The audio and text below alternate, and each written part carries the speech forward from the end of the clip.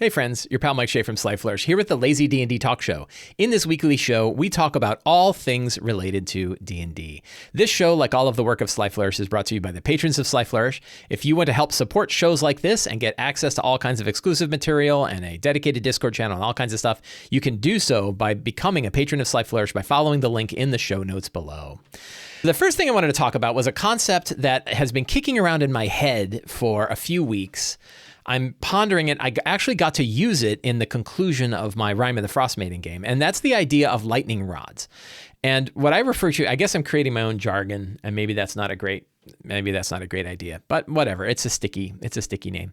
To me, when I define a lightning rod, I'm talking specifically about big, powerful boss fights that are really intended to challenge the characters, fights that are really meant to create a big tension and the kinds of things you want in the big conclusion of any good story in any good D&D game. And a tricky bit is that characters have certain abilities that can easily circumvent a boss fight. There's a lot of like save or suck spells. There's a lot of sort of powerful combinations of abilities that can radically reduce the difficulty of a fight. And there's certain spells like Banish and Polymorph and what's it called? Why do I always forget the name of this spell? Hypnotic Pattern. There are other spells. There are certain spells that can just take out one or more creatures really easily, right? Turn Undead, right? Turn Undead can take out a lot of dudes really quickly. And my thought with lightning rods is that you don't want to, an easy way to do it is something like legendary resistance, where like if you have legendary resistance, you know that you're not going to be able to affect that creature with Banish unless you like burn down all their legendary resistances. Stunning Strike, Monk's Stunning Strike, right? So a lot of like saving throw, save or suck abilities like that. You can handle them by just negating them, but that's not really a lot of fun for players. They have these abilities. They like these abilities. They want to use these abilities. Lightning rods are a way of adding in monsters into an encounter that are designed to eat some of those particular abilities. They're there so that the players can enjoy using these things and use them in a very effective way that make them enjoy the use of those abilities, but still keep the game interesting and challenging. And an example is if you have a normal boss fight and you throw in a really big non-legendary monster who has tons of hit points and does tons of damage, but has a low charisma score or a low wisdom score, it's a monster that's designed to be controlled, right? Like, yes, the characters can go over and beat the hell out of it, but it's far more effective for them to cast Banish on it and get rid of it, right? Or cast Polymorph on it or do something. Maybe even cast like Dominate Monster and turn it to their advantage, right? Which would be a whole different sort of circumstance. So you can sort of create types of monsters, either a particular type of single monster or maybe even a group of monsters that are designed to take up the slack of those big powerful save or suck abilities. Another example is to have groups of monsters. So, a good one is like if you have a great big group of monsters that are all within like a 20-foot radius of each other that have low hit points, but they're pains in the asses, Fireball is great for those, right? Do you want to wipe out those 20 dudes? Throw a Fireball on them, right? Or you have sort of lieutenants, a group of lieutenants, and you're like, well, I can control these lieutenants with Hypnotic Pattern. I can get 3 of the 4 of them with Hypnotic Pattern if I throw Hypnotic Pattern out there, right? Undead, right? I've got lots of undead and I want to control the undead. So if you have hordes of undead coming, hordes of ghouls, hordes of wraiths, hordes of wights, that are coming in and attacking the group, for them to be able to throw out a turn undead and get rid of 3/4 of those guys makes them feel really good, keeps the challenge there and works out. So kind of the keys to lightning rods is they need to sort of, they're built around the characters. Right, so we have an idea about, by the time we're getting into a big boss fight, we should have a good understanding of what the characters are bringing to the table. What kinds of abilities do they have like this? Because we've probably seen them before and we went, wow, that circumvented that battle really easily. We know that they cast Banish. I know that Bilgam in my group likes to use Hypnotic Pattern, and I know that Shadow likes to use Banish. I know that they like these abilities, right? And to be able to put in monsters that are designed for those particular abilities, in the same way that like if a paladin is going to use smites and be able to just pour damage on a guy, well, then give them somebody that's really big and interesting that they can destroy. But you can kind of think about it like the types of monsters that you would throw in, and they could be sort of like the Bruiser, right? And the Bruiser is sort of a very big, kind of dumb, maybe slow, maybe low AC, certainly low wisdom, certainly low charisma, but high hit point, high damage monster. Like a fire giant would be a really good bruiser, right? Or reskinning a fire giant would be a really good bruiser. And so that's one kind of monster you can throw in there. You probably don't want to throw a lot of them in there unless you have multiple controllers in your group. You might put 2 if you have 6 characters and 2 of them are big controller-y sort of things. Well, then you might put 2 of these dudes in there. But generally, you're probably going to put 1, right? And make them like the sidekick of the boss. Small groups of effective creatures that are grouped together work well for things like Hypnotic Pattern or Fireball or any kind of group control situation, right? And so you might pick 4 medium-sized creatures that you can sort of throw something on. And then there's hordes, and hordes are really good for big areas of effect. Fireballs, turn undead, things like that. If you've got somebody who uses turn undead, then go ahead and throw a big turn undead, or throw a big pile of low-level undead, low-level minions. And I think that those groups, and then of course, you still have your boss, right? And your boss can be a legendary creature. One tip is don't put multiple legendary creatures into one battle. That's too hard, too many legendary actions to handle. It's too much. It just becomes a real hassle. It's the same thing of like running 2 different types of minions. If you're going to throw in hordes of bad guys, you don't want to have 2 different stat blocks for 2 different hordes in one battle because they're all mixed up and you're going to have a hell of a time figuring it out. Far better to just use one stat block and maybe reskin them. If you say like I have 2 different horde groups coming in, just call them. Just use the same stat block and make your life easy. Same hit point, same AC, all that kind of stuff. So that definitely works better. But I think that if you're going to have these groups, if you have these kind of groups of monsters in hand, and then you still have a boss, right? And your boss can still be legendary and still have legendary resistance, and the players will know that we don't have to handle legendary resistance. Oh, thank you. Then I got my tea. So when you have all of that, when you still have a legendary boss on top of that, but the legendary boss, you don't have players who are like, well, I don't have any spells that are useful against that guy, because they do, right? They have spells that are useful against everybody else. And then the other one for these boss fights is you can run waves, right? I like to run waves. When I was running my final encounter for Rime of the Frost Maiden, I had waves of combatants, right? I had the main boss and was not touchable in the beginning, and it was hordes of guys in the beginning, and they handled that. And then you can overlap the wave. So like wave 2 will come in when wave 1 is right at the end. And that's sort of medium-sized minions, and you can control them or beat them down or do whatever. And then you have like the boss and the bruiser come in at the same time. So now it's like, we can't just focus on the boss. We still have this bruiser. And if we're not dealing with that bruiser, he's going to crush our guys because he does 96 damage, right? So that is a good way to kind of staircase the staircase waves of creatures.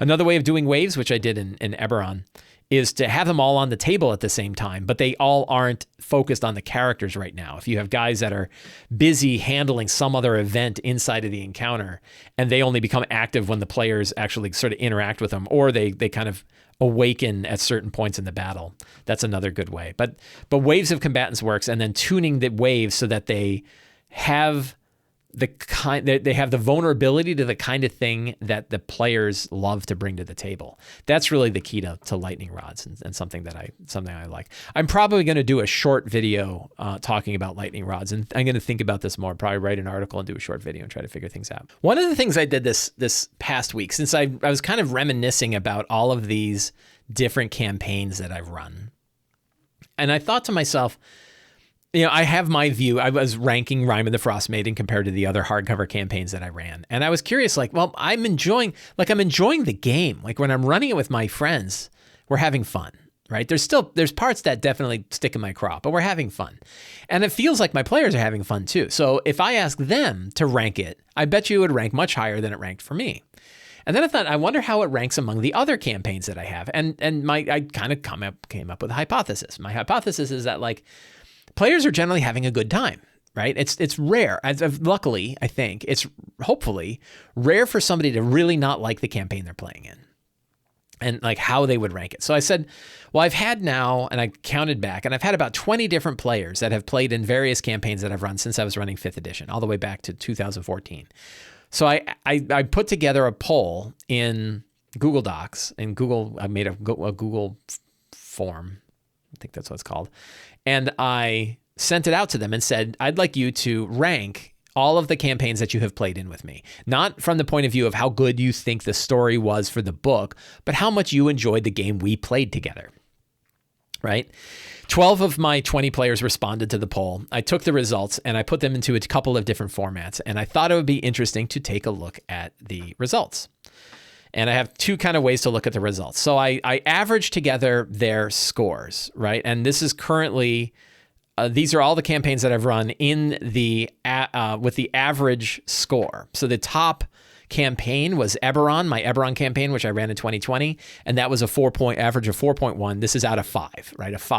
A perfect 5 would be everybody thought it was the best thing that's ever happened, and down all the way to a 2.8 for Out of the Abyss, right? And I thought that was pretty interesting. So it had a greater sway between the best one and the worst one than I expected. I thought they would be closer. I mean, 2.8 is about a 3. So really it's about a 1 point, if you were rounding these, right? It's about a 1 point difference, about a 20% float between the best campaign and the worst campaign, which I guess kind of fits my hypothesis that most players are just having a good time and the worst one is not that bad. But it's funny because I look at Out of the Abyss and I'm like, I actually kind of enjoyed Out of the Abyss when I ran it, right? And I thought that campaign was fun. I thought it had a really fun conclusion, fun events. I really enjoyed the Alice in Wonderland approach. I only ended up playing half of it. I only played the first half.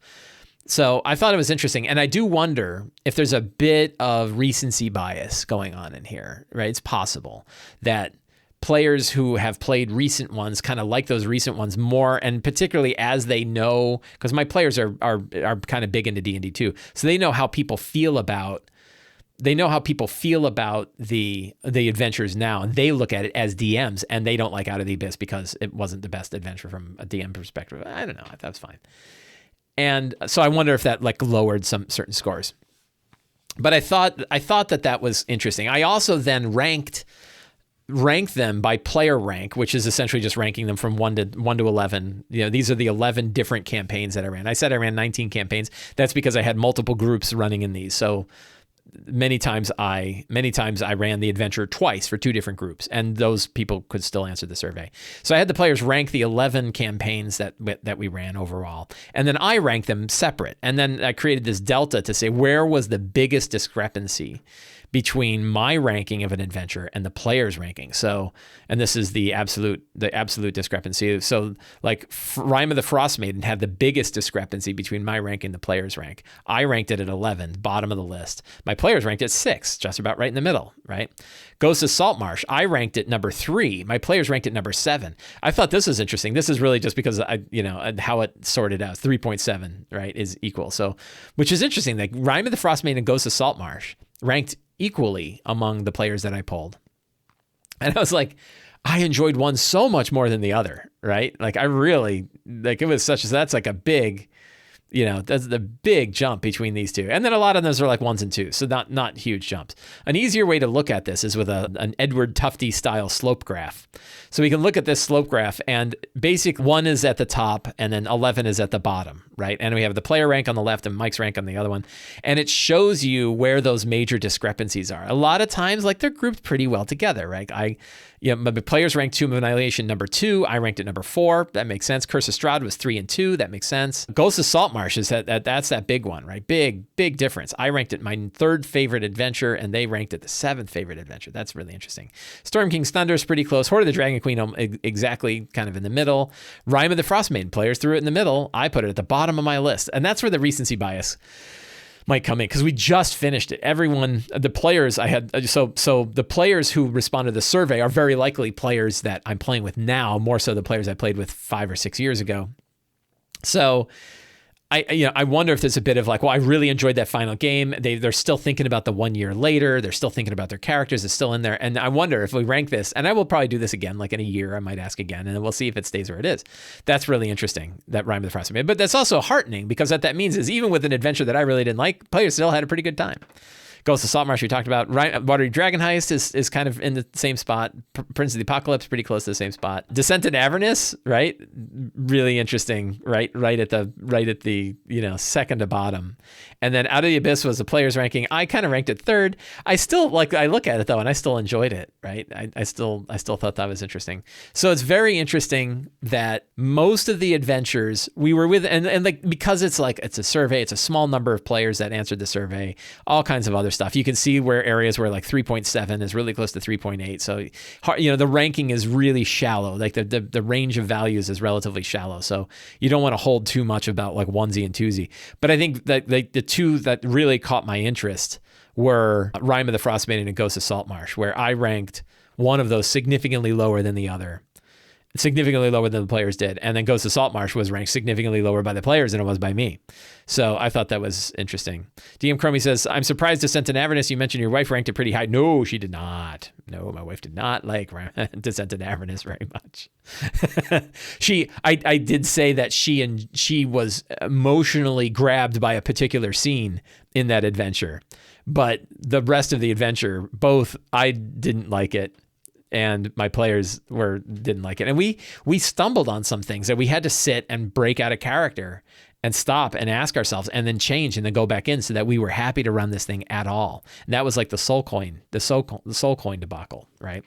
Really good question. So my players, given the other campaigns that I have run for my friends, I definitely think they've enjoyed the other ones that I've done more than Descent in Avernus. So Descent in Avernus is definitely, it's interesting that it was low on the list for both of us. Yeah. No Dragon of Icespire Peak. Well, I only played Dragon of Icespire Peak with one player, and it wasn't really, it's kind of a campaign, but it's a small one. So I didn't do Lost Mine of Phandelver. I did like campaigns that took like a year, right? These are like these were big year-long campaigns. So that kind of mattered more. Anyway, I thought that was an interesting and insightful sort of exercise that I did. I really liked doing that. And I thought that was interesting. This past week, something happened that made me think a lot about this industry. I think it was on Thursday, kind of nice, relatively relaxing day. And it was the day before Christmas Eve. And I all of a sudden got multiple PDFs from multiple Kickstarters on the same day. And I started looking through them, and I got about 6 PDFs, and every one of them grabbed me. And I was like, look at the production value on these things. Look how good they look, right? They look amazing. And then I was like, how much stuff is this? And I counted. I'm like, this is like 1,100 pages of material that I just got. 1,100 pages of RPG material that I got in one day from 2 or more Kickstarters. I think it might have been 3 or 4. I don't even know. Because you get the surveys in and you just answer them. You're like, I don't remember if this is part of an existing one or a new one or whatever. All I know is I got to fill this thing out and then I get a product back. And I was thinking about this because I was like, in the old days, if you talk to old crusty people like myself, we'll remember back in the 3rd edition days when 3E came out and the OGL first came out, and lots of publishers tried to publish lots of material for the OGL. And there was a huge glut of material that was also really low quality, right? That the type of material that was coming out wasn't great, wasn't well tested, wasn't balanced, the layout wasn't nice, a lot of the stuff wasn't good.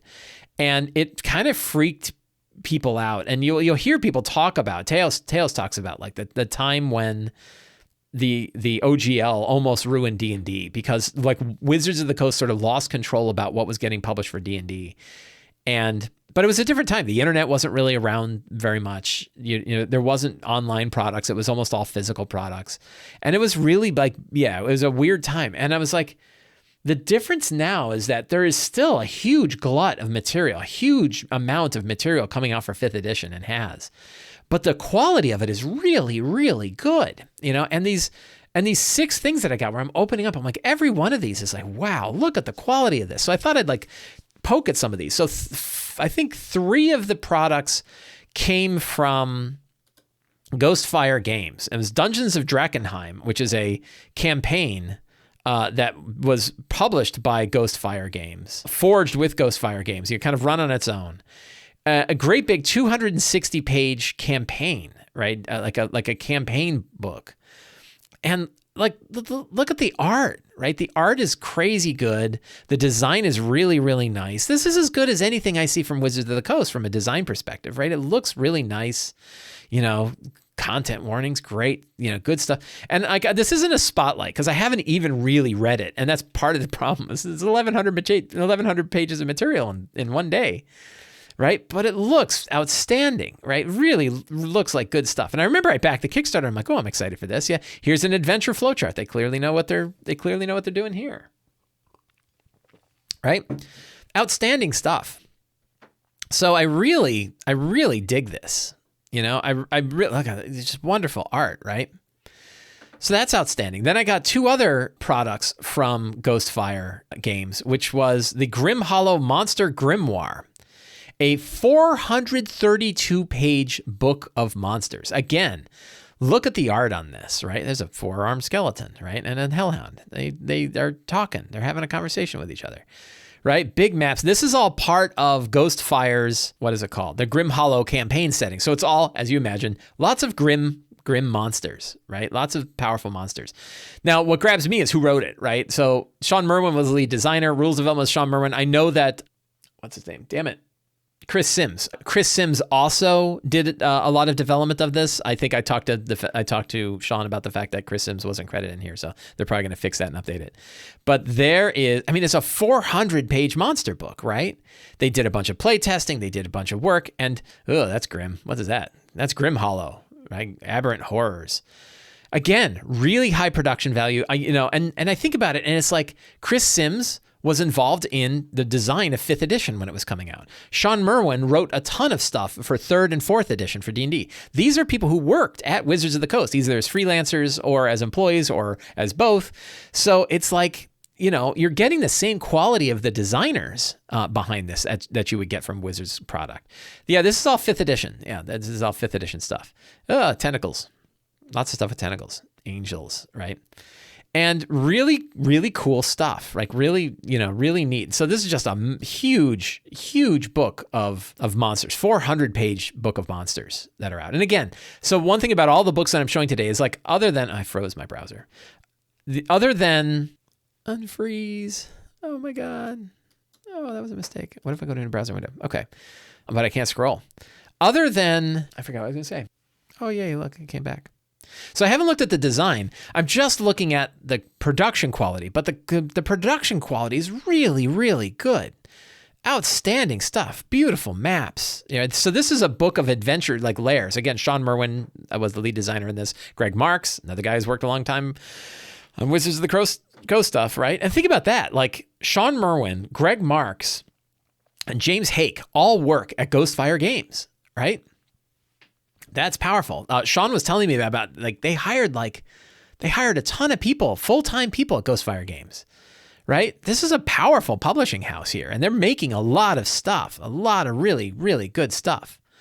So, this is really like I just look at it and it's like it's amazing stuff. These are like your cool Lairs, cool maps. Also came with all VTT maps, as you imagine it does. Really, really outstanding stuff. So those are like the 3 sort of Grim Hollow, right? Dungeons of Drakkenheim, the Grim Hollow monsters. Oh, look, I got it. I finally got to Master Plague Doctor. That's cool, right? And then this Book of Lairs all looked really good. And that was one big set of PDFs that I got, right? And then the other were these these 3 remarkable books that I got from Loresmith, right? And Loresmith, again, some of the names that I see on here I recognize, and I remember backing it, and I'm like, oh, that looks cool. So I got Remarkable Inns, Remarkable Shops, and Remarkable Cults. Guess which one I was most interested in? Cults. So again, beautiful artwork. At JVC Perry, Alex Clippinger and JVC Perry are two designers that I know. And again, really, really cool stuff. Really great. Just a lot of stuff. And this is the kind of material I think you can sort of more safely use because it's not heavy balance stuff. Monster books too. Like monster books, you can generally look at them and decide for yourself, do you think that's going to be okay? And then run it. Player facing stuff, you always have to be a little bit more careful about because like that gets in there and it never gets out again. But like dropping in lore, easy. Dropping in, even magic items to a point. Again, you can sort of look at them. Thunder Maul, right? Really cool stuff, right? Really the Bazaar of Markoon, right? Really neat. Prices, security, influence. Outstanding stuff. So I really like this. I really like what I'm seeing from this. Remarkable Cults. So there's actually another one because there's a Secret Cults and Societies book that the Kobold Press put out. And so now there's a couple of books dedicated to just cults. And who doesn't like cults? Probably other people, but you're wrong because cults are awesome. And, again, like all these things, the Dreamweavers, oh, look at them. Really cool, right? Wealth, resources, defense, and influence, services. Very cool stuff. And it looks like relatively mechanically light, which normally when I was younger, when stuff didn't have mechanics, I felt like I got ripped off. And now I prefer the stuff that doesn't have mechanics because I think I can always add mechanics. But what I want is lore, right? I want deep Temple of the New Flesh. That's cool. Crafting, people crafting themselves. So all this stuff, is great. And my point is like not to kind of spotlight all of this stuff, although it all looks really good, and I'd recommend taking a look. I'll put links to all of these things in the show notes. And all this stuff isn't necessarily available yet because I just got it from the Kickstarter, so I think it takes a little bit of time before it's available for general release. But I'll put links in anyway. Hopefully you can find them. There's a construct bard. That's cool. And what I'm really interested in is just the amount. Like I think I'm going to do a 1 year, what are like the top third-party things that I grabbed over the past year and do something about it. Because there's such amazing stuff. And just looking at 2020 to 2021, looking at all the stuff in 2021 and saying, what are all the cool things that I've picked up during this year that I got from Kickstarters, that I've bought myself, and kind of highlighting the ones, just a quick, like 1-sentence summary of each one, I think would probably be something. People in the chat are saying, yes, please do that. So I think that's something I want to do because there's a lot of it. But it's hard. Like I got 6 in one day, right? It's a lot of stuff. So yeah, I bought a lot of things. So I'm just fascinated by that stuff. I'm fascinated by the quality of the material that we're getting from a lot of different publishers. And I would say that it looks like both those publishers, Loresmith and Ghostfire Games, are two that you definitely want to keep an eye on. We are getting to the end of the month, and we still have a lot of patron questions. So we're going to see how many patron questions we get through today. And then I may do a dedicated show, maybe next week, in which I go through all of the remaining questions that exist on the Patreon question thing. So the way this works is patrons of Sly Flourish, every month at the beginning of the month, I put up a post on the Sly Flourish Patreon page asking for any questions that people would like to talk about as it relates to D&D. And I'll either answer the question directly on Patreon, I might do a short video about it, or I might talk about it during this show. Most of the time I end up talking about it during this show. And so I put together the big list, I stick it in a Notion notebook, and we read them. And we've been carving through them for the past few weeks. And then at the end of the month, I'll do a final show where I cover all of them. We'll go through every question that we've got left. So James W.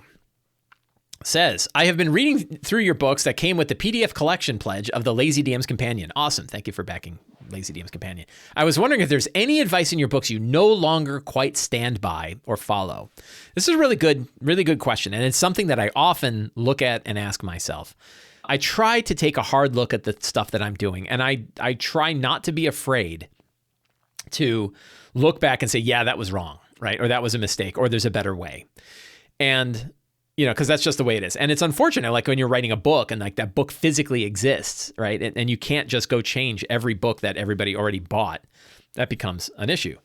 So the answer is, if you go back far enough, absolutely. And the original Lazy Dungeon Master, for example, definitely has things where I don't think it's wrong, and I think it's still, people still like it and they still buy it, and I still sell it. And I haven't gone back and rewritten it because I did the return of the Lazy DM. But I think that there's definitely things in there, like I think they were oversold. I think it was overly simplistic. I think that it missed some things that are really valuable. And that's why I wrote Return of the Lazy Dungeon Master. And I wasn't sure that was going to work. Like I remember I was kind of thinking about what the possible outcomes were going to be for Return. And it was like, well, one outcome could be that it is equally valued as the original Lazy Dungeon Master. Outcome number 2 is it's more popular than Lazy Dungeon Master. But outcome number 3 is it actually kills both of them. That people get confused about which one's which. They don't like either of them, and now they just sort of abandon that idea. And that was something I was worried about. Luckily, it turned out that Return was way more popular than the original, and that worked great. And so, yeah, so there's definitely stuff in the original Lazy Dungeon Master that I don't really stand by or follow, but I still like it, and I don't think it's not useful. I think it is still useful. But then the question is, what about Return? And the 8 steps, I mean, many people have watched me go through the 8 steps to prep my own games every week. I eat my own dog food, right? I am using my own book to prep for my own games, and I do this, right? So I know that it can work for me. I have heard from many other people that it works for them. I haven't had to add new steps, and nor have I had steps that I just omit because I don't need them ever, right? I still use all 8 steps. I still only use the 8 steps, and I think that works well. There's probably one thing that's kind of in the back of my mind that I ponder and I, question, and that's the idea of hooks. Like, a good adventure needs good hooks. It needs a way to draw the characters into the story of the adventure and get them to do stuff. And there isn't a direct place in the 8 steps for hooks. You can fit them into lots of different places. You can fit hooks into the strong start. You can fit hooks into secrets and clues. You can fit hooks into the scenes. So there's lots of places you can add them. And I don't think it's a 9th step. I don't like the idea of adding a 9th step for one. And that one, I'm probably a little biased. I'm like, I want to keep it 8. I've been talking about 8 forever. I don't want a 9th. And I also don't think you necessarily need a 9th step for it, right? I think that you can fit it into the other stuff, like the strong start. Your strong start should include the hook that draws them into the rest of the adventure. So if it's this one-shot adventure, that's a good place for it. So that's one thing about the hooks. Then the Lazy DM workbook has a couple of things that I think are now, I now have a better way to do them. And the better way to do them is in the Lazy DM's companion. They still work. They're not completely wrong. I'll stand by them. There's probably only one thing that I don't stand by in the workbook, and it's a relatively small thing. But like, I have a different way of doing encounter balance now. I have 2 different ways of doing encounter balance inside the Lazy DM workbook, and now I'm offering a 3rd, and I like the 3rd better than those first 2. The first 2 work, though. They work pretty well. So again, it didn't make the old stuff obsolete. It instead offered new approaches. And if you look at the Lazy DM's companion, obviously that book has all of the current thoughts and advice that I've got for running RPGs, right? Like, it's all in there. And I don't think there's if there was anything in there I didn't like, now's the time to fix it, because it's still in, we haven't published it yet. But really, I've looked at it a lot. I've read about it a lot. There's nothing more I think I need to add to it, and there's nothing in there that I don't think I agree with. So the one thing in the Lazy DM workbook that I probably no longer stand behind is how to pool hit points for like, I told you this is going to be a small thing. How to pool hit points for hordes of bad guys. In the Lazy DM workbook, I say that you should basically add all of the hit points of all of the monsters together in a 1 hit point pool, and then subtract the amount of damage from that. I no longer think that that's a good approach. In fact, I've tried using that, and it doesn't really work. But what does work is knowing how many hit points any individual monster has in that horde, and then tracking the amount of damage that the horde overall is taking. And every time it takes a monster's worth of hit points and damage, just remove a monster. And that way you're not tracking 780 hit points. You're just tracking the 15 hit points that any individual skeleton has. So again, that is addressed in the Lazy DM's companion. The Lazy DM's companion has, in my opinion, a better way to do hordes. There wasn't because the other book is already published, I didn't go back and we'd have to like relay it out and do all kinds of stuff. So I didn't go back and fix the workbook. And frankly, that other style can work. It's just more difficult than this style. So that's probably the only thing that I look at and disagree with. I do try to take a hard look at the stuff that I'm making, and I will do everything I can not to be afraid to change my point of view and change my mind when I see that there are better ways to do things. That's something I feel strongly. David M. says, how do you navigate dungeon delving as a DM when the players struggle with the exploration pillar? My players are in an abandoned temple. I used a Dyson map and plotted out a few general areas and clues and secrets along the way. I established that some ghouls were looking for something, so they knew there was a MacGuffin in there. The players were kind of dumbfounded, and I felt like I had to handhold them the whole way. Ultimately, they just tried something, and I completely rearranged the dungeon on the fly to keep the session dragging. So that can happen, and this hits a few different thoughts that I have about this, which one of them is, the complexity of your adventure is far more complex for you than it's going to be for your players. This is sort of like there's this study where you would read a song and you would tap with your finger the beat to the song and then estimate how likely it is that somebody would be able to know what song you were tapping out. And almost always you were far more confident that people were going to know what song you were tapping out than they actually were. They don't know what the hell you're doing, right? And that same idea works here, where like you imagine like they've got to know that the ghouls are after a MacGuffin. They've got to know that the ghouls are going after a MacGuffin. Well, no, they don't. They might not have any idea what's going on, right? You're tapping out the song and they're not listening, right? They're not hearing the song. So this gets to a philosophy. I'm stealing this from E.B. White. E.B. White, in one of the earliest versions of Elements of Style, said readers are in trouble about half the time, right? And I think that same philosophy works in D&D. The players aren't understanding about half of what you're throwing out. You're throwing out a lot of info to them. They're getting maybe half of it, right? I know I'm just making up a number, but it's easy to go with. The point is that like a lot of stuff you're describing, they're not hanging on to. They're not getting it. They're not going to get it. And so you have to keep that in mind. Another anecdote I heard was that when Valve was doing the game Portal 2, I think this is true. I read this somewhere.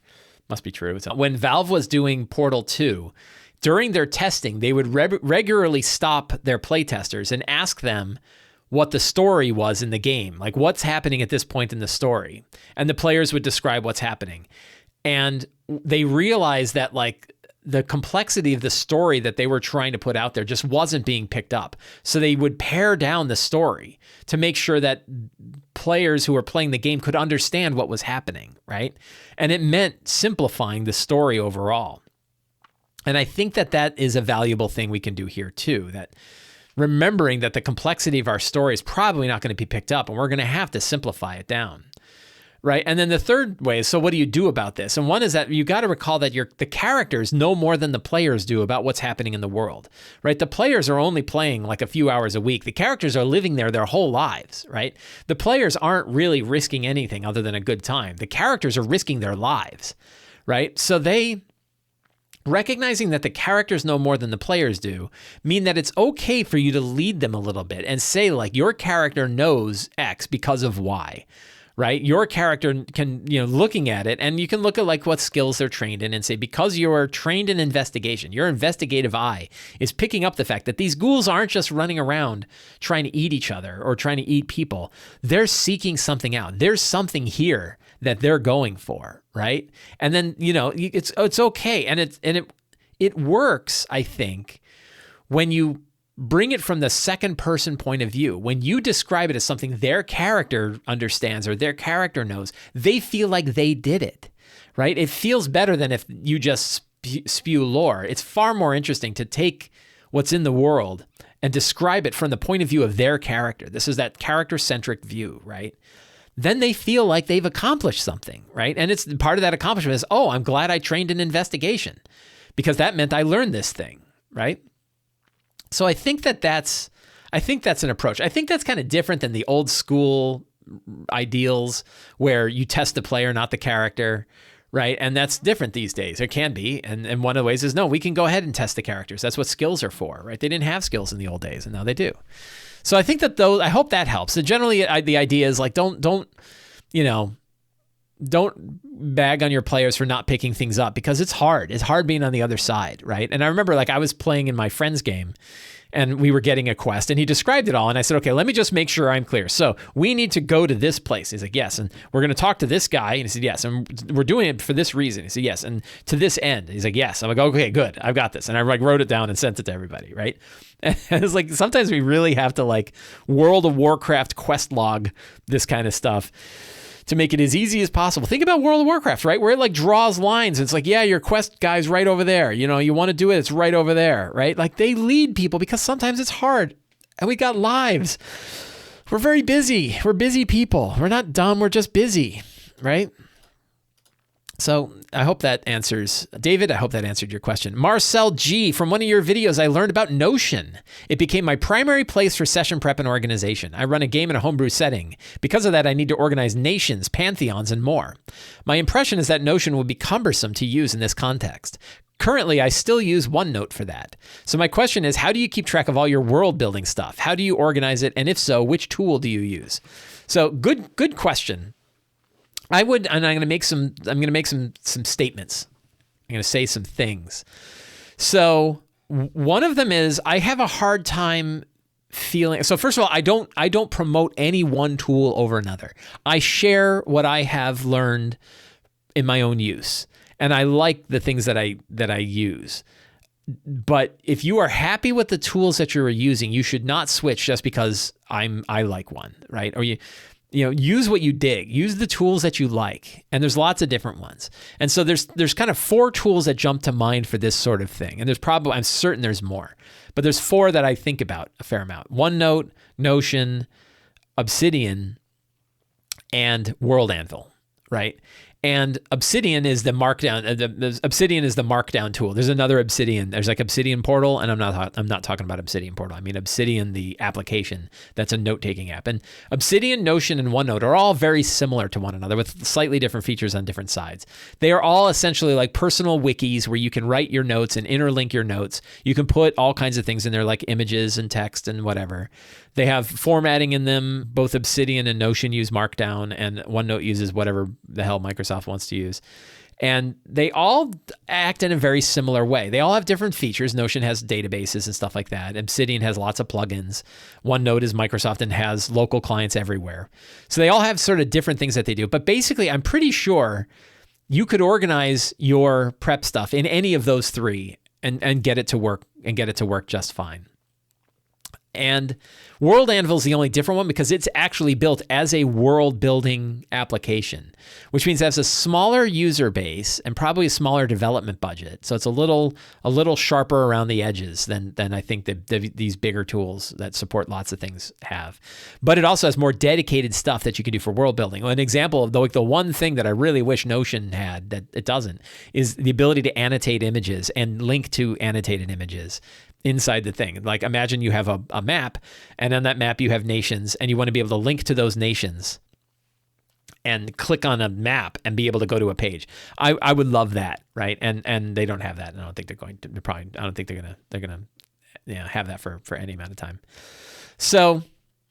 So I would argue that if you can do it in OneNote, you can likely do it in Notion. And if you can do it in OneNote or Notion, you can likely do it in Obsidian, right? I imagine all 3 of those. It's hard to find something than one that doesn't exist in the other ones, generally speaking, for world building.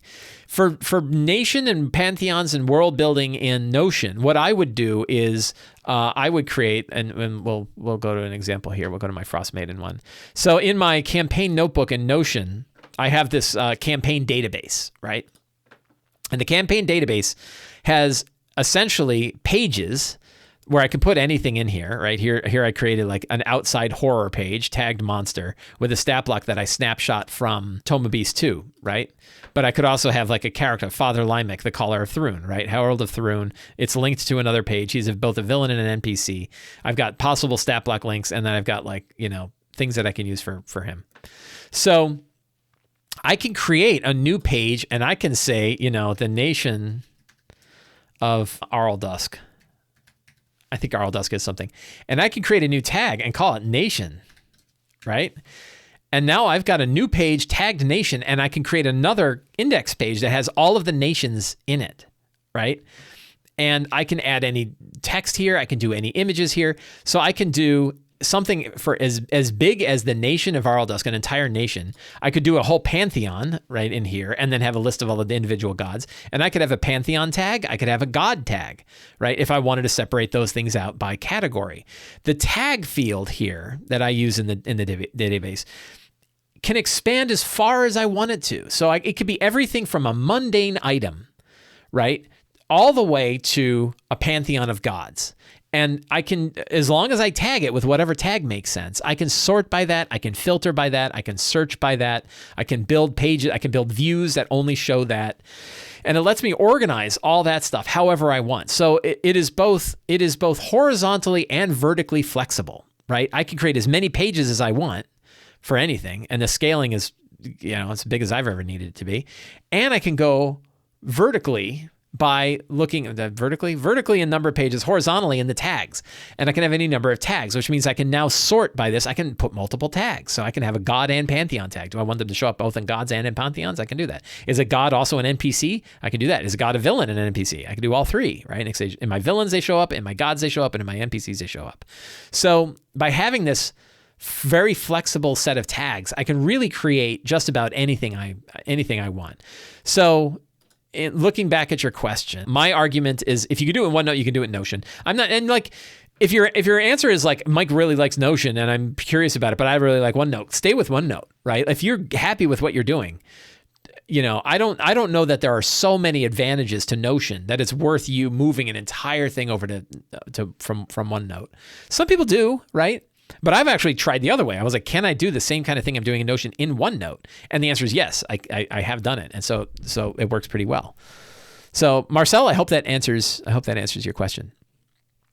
Aiden B says, we have been discussing the one-pager handouts for starting new campaign, which is a really cool concept. My question is, in short style, how would you handle a handout for a campaign that have additional player options and additional background information for players to create a functioning character in a campaign with specific styles and themes? So you can stick to one page. If you can get the campaign summary to one page and understand that the players are going to focus first on that one page. What I'm really talking about with the one page limit is you don't want 10 pages of lore. You don't want people to have to read 10 pages to understand what's going on in your world. Summarize it. Again, we're busy people. Everybody's busy, and players are not they are not able to put as much attention to the game as we are, right? We can't expect them to. So trying not to overwhelm them with story lore. And if you needed to, I try to keep things simple, right? And so I offer information about player options and stuff like that in my one-pagers. I actually have let's see if I can pull it up. Here is my draft of my Wild Beyond the Witchlight one-pager, right? And I managed to fit in character stuff in a quarter of a page, right? And I kept my thing down like you begin at first level. You can choose options from Player's Handbook, Xanathar's Guide to Everything, and Tasha's Cauldron. Peace and Twilight Cleric subclasses are not allowed. In addition to the races in the Player's Handbook, you can choose the Harengon, Fairy, or Satyr races. You can use the Customizing Your Origin feature from Tasha's Cauldron of Everything to redistribute ability bonuses. I should also mention in here that you can also use the optional class features in Tasha's Cauldron of Everything. Those are also allowed. In addition to the background sources from above, you may choose the Fey Lost or Witchlight hand backgrounds from Wild Beyond the Witchlight, and the motivation. You travel with your companions to seek that which you have lost so many years ago in the Witchlight Carnival and restore joy and wonder to the Feywild, right? That's my angle. This will be available. Don't worry if you're like, I want that right now. I'll make it available when I've got it, where I like it. So I managed to fit what I believe to be a fair amount of character building stuff in this. Now I also run pretty close to the defaults. If you have lots of different additional player options where you're actually like, here is the actual player option, of course you're going to have to add that separately, right? But if you can list them at least, then you can still kind of make it, think about the design of this handout that you're creating, recognizing that players are not going to be able to read the whole thing, right? They're only going to be able to grab onto what they can grab onto. And so if you're saying like, if you were interested in optional backgrounds, there's a background page and it has backgrounds on there. Okay, right. You can add that as a separate page. But how would I handle a handout for a campaign that have additional player options? I would list them. And additional background information, I would list those too. And if I have to include that, I would include them as separate pages. I hope that makes sense. Aiden B, thank you very much for the question. Luciano N says, when all of us are seated and about to begin the session, I ask some personal questions regarding the characters. My intent is to make them think as the characters and give them to life. Then I do a strong start. Do you have any ritual session for beginning? Yes, my ritual, that's a good one, by the way, that asking the questions about the characters and how they feel. I think that's really powerful. I like the campfire talk idea, which is like when they're doing a rest, you can ask them like while you guys are resting and eating and binding your wounds, how do you feel about your current situation? What does this remind you of from your character's past? What are you worried about in the future? And then kind of go around and have each of them talk about it. I like that. It's like a Darkest Dungeon style where during the rest, each of the characters kind of have a little saying that they make. Like what's a sentence that kind of describes how you feel? Doing that at the start, I think, is a fine way to go too. So my own ritual, though, is to say, who would like to describe what happened in last session's game? And I'll be honest, it ain't working that great, particularly online. Somebody will usually jump in, but I usually get a pregnant pause right at the beginning where everybody's like not saying anything. And I might just start taking it over again. I know this is something I promote, and I do talk about like who would like to describe it. Sometimes you have players who are note takers and they will describe it. I actually, as a player, I like describing it, but a lot of times people are just like, I don't really remember. It's been a week and I just sat down, right? So sometimes as a DM, it's better to say, in our last session, the following things happened. I think it's okay to do that. And you can ask, like, players want to jump in and say, oh yeah, and we also did this other thing. Then you should offer that option. So I might start doing that more because I think it is kind of like starting by throwing a dead fish on the table when you say, who wants to describe what happened, and nobody says anything. So I might change my ritual a little bit. But generally my ritual is, who would like to describe what happened in last session's game? It's a good way for me to get the game.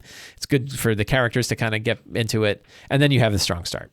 That's my ritual. I like your idea, though, of asking them some questions about the characters. That could be a real great way to go. Especially, maybe you could do both. Maybe this is an idea. That if you say, like, you remember that certain characters did certain things, and you could say, like, in the last session's game, Yepa received a wand from the Elder Tree. How do what does this wand feel like in your hands when you hold it? And what are you thinking about when you hold it? That's a way of like reminding them of something that happened and then also bringing them in the character. I kind of like that idea. Bram B says, I have a short campaign that I'm running online for about 18 sessions now. One of my players will go into the military service in February, and from then on, she won't be able to play with us. I would like to finish up the campaign before then, but I only have 5 to 6 sessions to do so. I do have a clear ending in mind. Should I try to rush through it? What would be the best way to do so? We rush through it sounds negative, but that's probably not a bad approach. If you know you're going to have an end of the campaign, put the ending in mind, know where it's headed. 5 to 6 sessions is enough that you can steer things that way. And, you can still offer interesting choices along the way. Try to think about what choices you can offer during the ending or at the ending that really matter. Like who's going to do what, and But I think that's the point of the campaign. And I think this happens in any campaign you run. It certainly happens in all the campaigns I'm running. They are all heading to one spot, right? Both of my Frostmaiden games they handled things in very different ways, but the final 2 sessions are going to be almost exactly the same layout. They're going to have different choices. There's going to have different character stuff. And that 1 year later montage is going to be very different for both groups, right? And both groups had different views of things. So I think that I still know where they're going, right? I still know what the plan is. So you narrow down, think about it like you're running the adventure, right? And think about it like you were doing a one-shot and keeping your mind on what that final situation is going to be like. Give yourself plenty of time in the final session to have interesting character stuff and a big boss fight if you're doing boss fights. Give yourself some time, right? Don't try to rush it. It was hard for me to fit everything in my last session of Frostmaiden, so I'm hoping that won't be quite so bad. So I hope that helps. DM Timothy says, is it possible to change the Sword Coast map to look like a point crawl map on the map itself? What techniques could be used on an already established map in any game world to transfer it to a point crawl map instead without making an entirely new map? Good question. And I think it's pretty easy to do. And that would be by drawing the connections that exist between. So a point crawl map, if we're going to get nerdy about it, is a graph, right? And a graph has nodes and edges. Nodes are points. Edges are the things that connect the points together, right? That's really all it is. In our point crawl, we have locations and the connections between those locations, the paths. I like to think of as locations and paths, right? A location is Baldur's Gate. A path is the high road, right? I'm looking at my map on the wall here, right? The location is Scornoble or Elturel, and the path is the Sharandar River. I can't read it because the lights are in my eyes, right?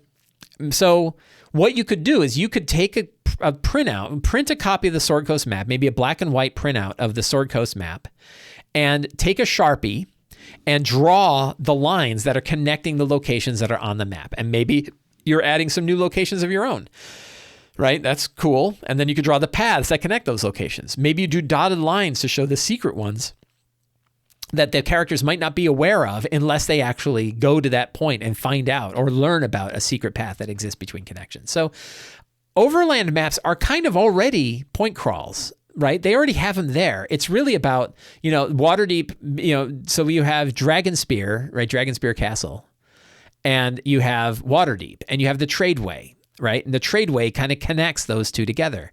That's a route.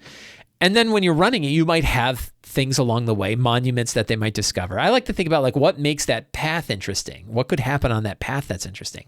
And what sort of monument might be found along the way? Is there an old destroyed statue of the god Amonitor, right? That hasn't been thought about in 100 years, but it sits there and it's kind of a landmark, and usually people kind of gather there along the way.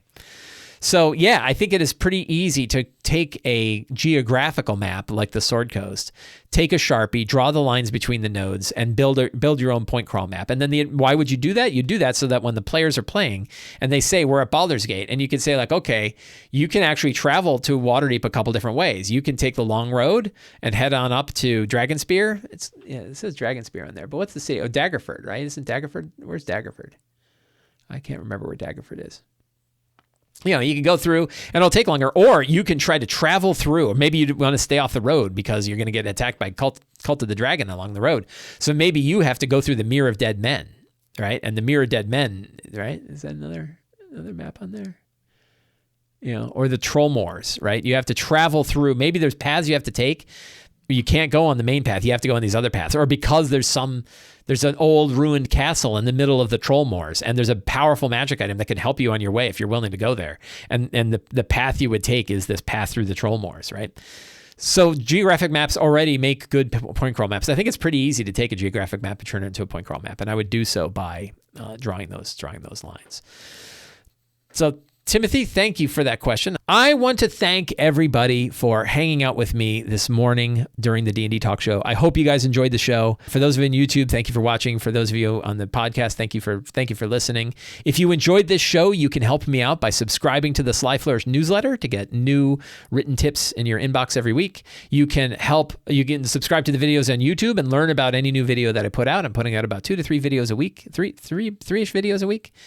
You can support me directly on Patreon, which lets you join in on the Patreon monthly Q&A thread. It also gives you access to a dedicated Discord channel. It gives you access to a bunch of exclusive adventures, access to a bunch of exclusive material, lots of cool things that are available to the patrons of Sly Flourish. As always, you can pick up any of my books.